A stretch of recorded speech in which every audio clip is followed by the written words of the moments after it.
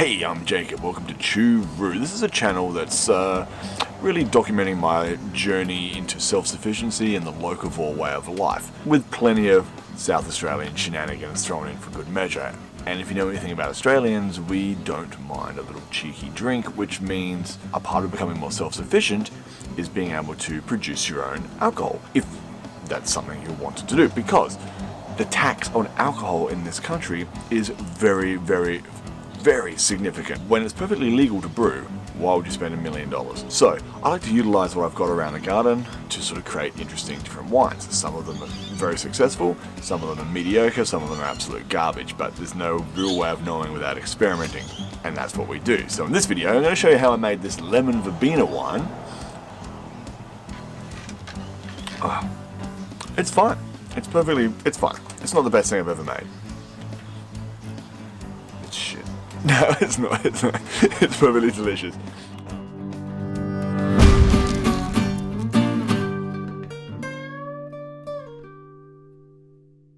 I live in South Australia in the Adelaide Hills, so high country, kind of. It's called the Hills for a reason.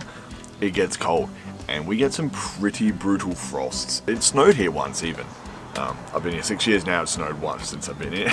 I don't know if it's going to snow anytime again soon. So I have to utilise my space very carefully when it comes to growing stuff that probably doesn't do so well in this climate, right? So I got a polytunnel, there's very limited space in there. I had way too much verbena, so I ripped the verbena out to make way for more chilies, which the polytunnel is going to keep the frost off, but it lets enough sun in.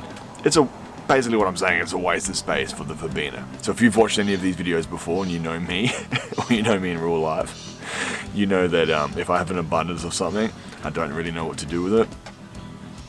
Ferment it. I just fucking turn it into booze. That's what I've done with this verbena, so here's how I did it. Firstly, I stripped down a shitload of lemon verbena leaves, put some in a pot and the rest in the compost. Now you can keep the rest, dry them out and use them for teas and all sorts of yummy shit. I just have so much of it that I just put them back into the garden. We will boil these for a while to kill any bugs, wild yeast, and to suck out as much flavour from the leaves as we can. Essentially, we are making a super strong lemon verbena tea. So as we know, yeast eats sugar and converts that to alcohol, which means when all the sugar is extracted from your wines, you're going to be left with just the tart flavours. So my prediction for this lemon verbena, prior to back sweetening, I think we're definitely going to have to back sweeten. I might use honey. My prediction is that that is going to be very, very bitter, alcoholic, but very bitter. Despite adding all the sugar, it's still going to be bitter because all the sugar is going to get ate. But I guess that's something that only future Jacob will be able to tell you. So let's. Hey, there he is. So yeah, was it bitter? No, because the fermentation stalled. Oh, I'm just gonna fuck myself. Yeah, fuck you. Oh, fuck me? How about fuck you? Fuck me. Fuck you. How the fuck was I supposed to? Because you've been doing this for ages, you fuckwit. Oh, nah, you're right. I'm still gonna drink it though. Yeah. A lot of it? Yeah. All of it? Yeah. Alright, see you, cunt. Alright, see you later, mate. Future Jacob's the best. He puts up with a lot of shit. I fucking. Oh, what a fucking legend, eh? I threw in a cup of sultanas and let that boil for an hour or two. A lot of dorks will say that sultanas add nutrients, like yeast nutrients, but unless you're using a metric shit ton, that's not the case. They will, however, add a little bit of extra sugar, body, and complexity to the wine, which I enjoy. Add complexity, like when you wee on me. In the shower's probably fine, just don't do all the time. I then add a combination of white and raw sugar to the verbena tea. There is a complete recipe in the description below if you want to just go and look at that. Once cooled, we add our yeast nutrient and we will add Mangrove Jacks cider yeast. It's a pretty good, decent workhorse of a yeast. Any mead yeast or white wine yeast variety should work fine. Drinking wine, it works so fine when your heavy metal wife spits wine in your eye. I don't mind, cause wine is sublime and my wife is divine. Please spit wine in my eyes. This is just shy of 5 litres, so add an airlock and put that somewhere in the Goldilocks zone. Not too hot, not too cold, and let the yeast do its thing. On the back of your yeast packet will tell you the temperature range of your yeast. Right, so here we are a few weeks later, maybe 1.5 to 2 weeks later. It's only a small batch, so it's not going to take that long to ferment, and we're using a pretty aggressive yeast. But that doesn't really matter about time. What really matters is whether or not your fermentation has slowed down or ceased altogether, i.e. the little bubblers stop bubbling, and now it's time to take a gravity reading. Now, as usual, past Jacob has failed to take an initial SG reading, so we don't know what our starting gravity is. I highly recommend always taking a reading at the start, but because of the volume, because we know how much sugar we put in, we can get a rough estimate. So based on the amount of sugar I put in there, and if you include the sugar from the Sultanas, you're probably looking at a starting gravity of 1.12 or something like that, right? So now all we have to do is take a second gravity reading, and then do the difference, all the maths, all that shit, and this will tell us approximately, because we are kind of guessing here, approximately what ABV we are at. Yes, look at that, it looks... Well, it looks like absolute fucking dog shit, but most wine during this stage does. It actually looks like someone pissed and shat into this bucket. Okay. Alright, so keeping that nice and flat. We can see, oh, it's a lot higher than I thought. 1.03.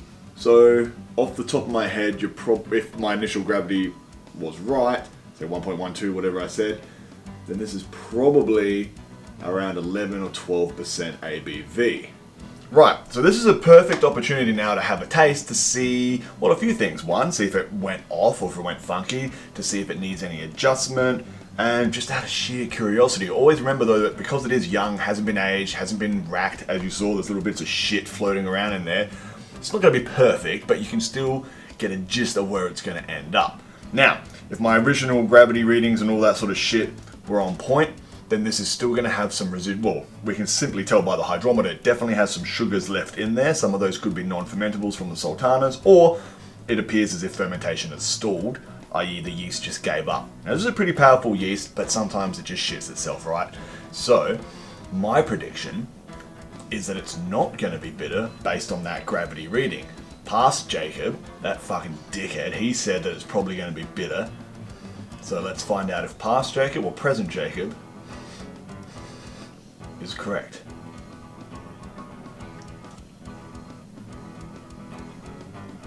Whoa! Whoa! Okay, that is complex. Not bitter, because obviously it still has some sugar in there, so that offsets the bitterness, as we know from other videos and other things. If all the sugar gets destroyed, then you're left with just all these other flavors, some tartness and bitterness. Leafy plants fermented often end up bitter, but because there's so much sugar still left in here, that is unbelievably sweet. But man, it's got some funk in there, but like a good funk, like some stank. Like I want to run that through a still. So it looks like past Jacob was actually wrong because, well, due to the amount of sugar that's left in there, probably due to a stalled fermentation, this is absolutely not bitter, which is a good thing. We wanted to be wrong because nobody likes really bitter, yucky drinks. Hey, there he is. So, yeah, was it bitter? No, because the fermentation stalled. Oh, I'm just gonna fuck myself. Yeah, fuck you. Oh, fuck me? How about fuck you? Fuck me? Fuck you! How the fuck was I supposed to Because you've been doing this for ages, you fuckwit. Oh, nah, you're right. I'm still gonna drink it though. Yeah. A lot of it? Yeah. All of it? Yeah. Alright, see you, cunt. Alright, see you later, mate. Past Jacob is an absolute fuckwit. The amount of times I have to pick up after that shithead, just the amount of times I have to clean. You know how much shit I have to clean up after past Jacob? Oh god, the hangovers, the stinky kitchen, the fucking turd stains on the toilet. What are you gonna do? What are you gonna do? Anyway, this is delicious. So, I kind of just want to drink it all now, but I wasn't going to drink today. So instead what I'll do is rack it, cold crash it, stabilize it, I'll bottle it, age it, and then we'll check in with future Jacob to see how it turned out. So my prediction is that it's going to be pretty good. Once fermentation is complete, we're going to rack it, which means siphoning out the good stuff, leaving the gunk on the bottom, the sediment and all that stuff behind. We're going to cold crash, put it in the fridge, which will stop the yeast from activating. We're also going to stabilize it using a wine stabilizer, bottle it, and then age it, and then it's time to drink. Yes! Because you've been doing this for ages, you fuckwit. Oh, get out of here. Those guys are absolute fucking morons. Anyway. They are right about one thing. It's not bitter. It's sweet. A lot of the sugars didn't ferment, but that's kind of what we wanted. Saves you back sweetening in the first place. Very earthy still though. Has a what does it remind me of? Almost like a Jägermeister taste, which is weird. Like very herbal. I guess obviously because we're using lemon verbena, that's to be expected. So yes, it is very, very. Remember Jaeger bombs? Like 15 years ago? Fuck, I'm old. Why were we drinking those? I don't know why we drank those. They tasted like shit. They weren't that alcoholic. I don't even understand. Man, imagine being an aging millennial. Oh yeah, significantly better than a Jaeger bomb. That's not saying much. So I've been Jacob. You've been watching Choo. If you like this video, make sure you check out our home brewing playlist and check out all our stuff. We got heaps of shit going on, man. We got all kinds of crazy cooking coming up. We got some good distilling videos. I promise you they are coming. It just takes a while for us to sort of get around to it, but we're getting there, me and my mate. So it's going to be a lot of fun. And yeah, be kind to your future self. That's all I can say. Cheers. Yeah, it grows on you, actually. But I guess most alcohol is kind of like that. See you next time.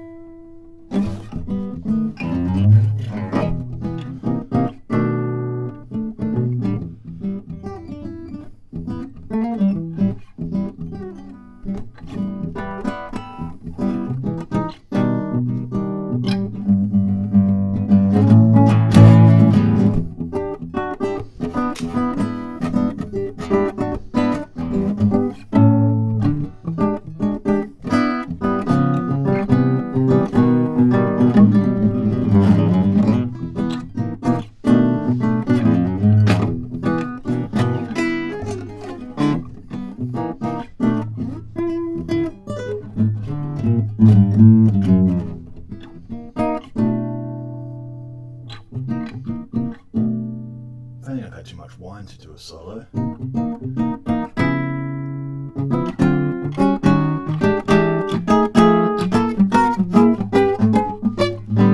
This fucking cable. Okay, I'll fucking see you later, cunts.